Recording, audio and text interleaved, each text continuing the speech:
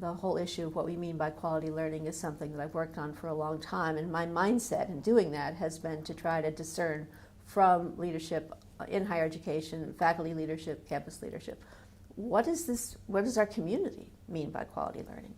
And the insight from all of that is that there are maybe 3 enduring characteristics of a quality education in our own time and other times. And then there's a 21st century component to quality to which HIPs are directly connected. So what is that? What are those enduring goals?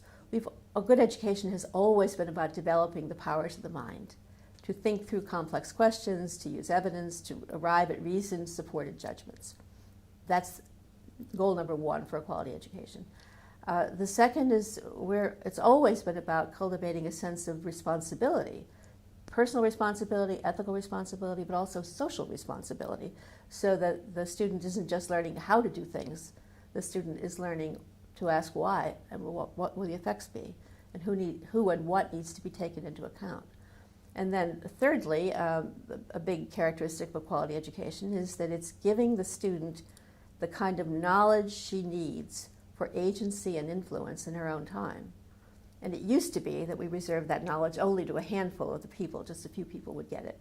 But now, with almost everybody wanting to go to college, and with post-secondary learning being required for success in the economy, we have an opportunity to provide that empowering kind of learning, specialized learning related to your interests, and broad learning about the world you're a part of, the larger society, the science that's foundational to it.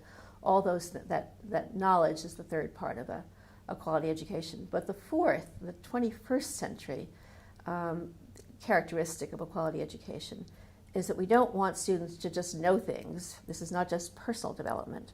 We want students to be able to work with others to solve problems, to create solutions to things that need to be resolved in their workplace, in their own society and community, in their own lives. And so teaching students to integrate the knowledge, the skills, and the sense of responsibility and apply it to problems they haven't seen before. To me, that's the 21st century hallmark of a great education. I would argue it's the hallmark of a great liberal education, liberal and liberating, because it's an empowering education. And this is something we need, not just in certain disciplines and not just in small liberal arts colleges, but across the entire educational experience. And I see that framework for quality learning emerging in many institutional settings and some state systems as well.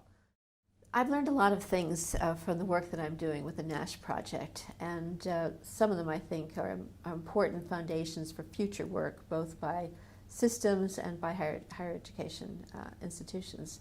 One of the things that stands out from this whole effort is that we haven't done a good job yet of helping students themselves see their own stake in quality learning in the first place and high impact practices in the second place. A lot of students think it's just, I choose the right major. I've had students say this to me, it's my key to success beyond college. As we've discussed before, that's much too limited a view of what matters. It's the kind of effortful work you do in college that gets you ready for the complexity of the world beyond college.